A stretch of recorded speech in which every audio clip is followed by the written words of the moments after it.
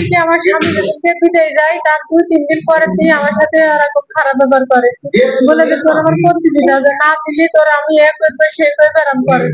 আমি ওর প্রস্তাবে রাজি হইনি, রাজি না হওয়ার পরে আমার নাম্বার হ্যাক হয়ে গেছে। এবার আমার স্বামীর সাথে আমি যাই ফোনে কথা বলেছি, ছবি টবি দিয়েছি, আমার নাম্বার হ্যাক করে এবার বলছে যে তুই যদি আমার সাথে না থাকিস, না করতে দিই, তাহলে তোর মেয়ে বের ফেলবো, না তোর একটা ক্ষতি করবো।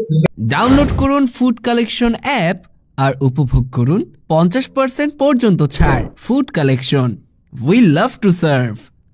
আমি বলেছি তোর দেখে ভালো লাগে তুই সেটি করবে। তারপরেও বিলাসে যে হাতে তুই কি বুঝিস বল, তারপর আমি কি বলবো, আমি তোর প্রস্তাবে রাজি হবো না। তারপর একদিকে আমি টাকা চাইছি, তোকে টাকা দিতে পারি, তুই যদি আমার কাছে থাকিস তাহলে আমি তোর টাকা দেবো, না হলে টাকা দেবো না। আমি বলেছি আমি তোর টাকাও নেবো না, তোর কাছে আমি থাকবো না।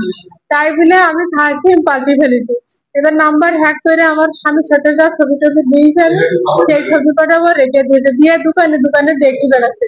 আর কথা তুই যদি আমার না থাকতে দিস তাহলে আমি অনলাইনে দিয়ে দেবো, তোর এখানে জীবনও সংসার করতে দেবো না, তোর আজ হলো সংসার করতে দেবো না, কাল হলো করতে দেবো না, আমার যদি তুই না থাকতে দিস। এরম করে বলার পরে আমি আবার সিম পাল্টে ফেলেছি। সিম পাল্টে ফেলে আবার ফের সিম পাল্টাইছি গরুর জন্য, আবার ফের সিম পাল্টিয়ে এবারে ফের এই 2 মাস 2.5 মাস সিম পাল্টাইছি, এই নাম্বারও আবার ফের কন্টিনিউ হয়ে গিয়েছে। যে ভয়েস দিচ্ছে যে তুই যদি আমার সাথে না থাকতে দিস এইসব সব অনলাইন করে দেবো, দিয়ে যে তোর আমি হাতে সংসার ভেঙে দেবো। আমি বলেছি আমার স্বামী জানে সংসার ভেঙে দিলে তারপর কি করবে। এরপর বলার পরে আমি বলছি এটা তো শুনবে না, অনলাইনে যদি দিয়ে দেয় তাহলে আমার সংসার ভেঙে যাবে। তারপর আমার চাচাতো ভাই, আমার আব্বা মারা গিয়েছে, চাচাতো ভাই আর আমার এক আপন ভাই আর আমার একটা চাচা, 3 জন এসে যে আমি আমার তো আপন খালাতো বউ নাই, তাহলে তোমরা তো যাও যে একটু বুঝে বুঝে পাও। এবারে বুঝে বুঝে যাই কপি দিয়েছে, এবারে আমরা সবাই গিয়েছি মারামারি হবে। এবারে আমি খালি বলেছি যে ওর মোবাইলে আমার ছবি রয়েছে, নাম্বার হ্যাক করেছে, ওই মোবাইলটা কেড়ে না, ওইটা মোবাইলটা যে কেড়ে নিয়েছে। আর ওনার লোক সব এসে যে যেমনি পেরেছে যার সব মাথা মাথা ফাটিয়ে সবাই মেরে সাথে যেত, আমাদের লোককে ওনার মারতে পারিনি, খালি আমার এই খালাইতে বড় নাই, খালি একজনা কিরা বাড়ি বেরিয়েছে জানি না, তাছাড়া সবাই সবার লোক আমাদের লোকের মেয়েরে একদম সব মাথা মাথা ফাটিয়ে দিয়েছে, আমার শাশুড়ি ঠোঁট কেটে দিয়েছে, আমার মাথা ফাটিয়ে দিয়েছে, দিয়ে আমি কোনো রকম ঢেকে ঢেকে নিয়ে গেছি। তারপর বাড়ি চলে গেছি, বাড়ি দিয়ে সব হেসো দাগ খুনটা কুড়ে নিয়ে আমাদের বাড়িতে লেগে গেছে। আমরা যারা ছিল আমার অফিসের ছেলেরা, তারা সবাই ঘরের মধ্যে আমরা আটকে ফেলেছি, তালা দিয়ে ফেলেছি, না তালা যদি খুলতে পারতো ওরা সব মার্ডার করে দিত। তারপরে পুলিশ টুলিশ যেয়ে হচ্ছে নিয়ে আসলো। জ্ঞানদাম হয়েছিল বাসায়। কি নিয়ে জ্ঞানদাম হয়েছে? পারিবারিক জ্ঞানদাম। পারিবারিক বলতে কি এগুলো বলেন, বলেন বলেন। এরা একটা সংসারে একটা সমস্যা ছিল, হওয়ার পরে এরা গেছিল, তারপরে 10-12 জন লোক, তারপরে এদের সাথে আমি কথা বলি, তারপরে পেছনতে ওই লোক নিয়ে এসে আমার বাইরে ফেলে দিল। তারপরে থেকে কি হয়েছে আমার কি কারণে মেরেছে? ওই যে সংসারে জ্ঞানদাম দিয়ে।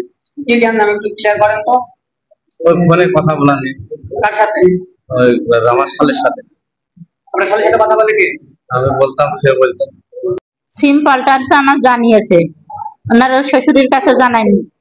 সিম যখন পাল্টাছে সেখন আমি বলছি কি কারণে সিম পাল্টাছেন, তো বলছে অত বেশি কথা শুনতে হবে না, দেখছেন না চিনিনি, তো কিটা বিরক্ত করছে, তো সিম আমি পাল্টাবো, আপনার হইলো আইডিটা দেন, আইডি কার্ডটা দাও, আর হইলো ইয়েটা দাও, দিয়ে সে সিম তুলেছে, তুলে সিমটা রেজিস্টার করেছে, করার পরে আর এই কয়টা দিন আর জ্বালাইনি, সিম পাল্টে ফেলেছে। পাল্টানোর পরে এবারটা কিভাবে আমি সিম কিনেছে, এই সিমটা কিভাবে সে ম্যানেজ করেছে করে আমার বিটার পর বিরক্ত করছে।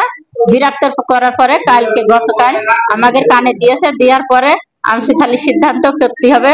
এবারটা করছে তাহলে আমার মা ভাইয়ের কাছে ফোন দেবো, ফোন দিয়ে টাকা ডেকে আমি মিলতাল করবো। এবারটা মিলতাল করতে যাই আমাদের এই অবস্থা। আজকে মূলত কি হয়েছে?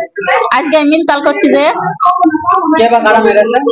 ওই আসামিটা ওই জাগরা মারামারি করে জখম হয়ে 5 জন ব্যক্তি আমাদের হসপিটালের ইমার্জেন্সিতে আসে। লালটু, আরবিনা, শুকুর আলী, সুমাইয়া ও মিস্টার। এদের ভিতরে শুকুর আলীর অবস্থা একটু বেশি আশঙ্কাজনক। ওনার শরীরের বিভিন্ন স্থানে আঘাত আছে, পায়ে একটু খোলা আছে, সেখানে আমরা এক্সরে করতে দিয়েছি, উনি হসপিটালে ভর্তি।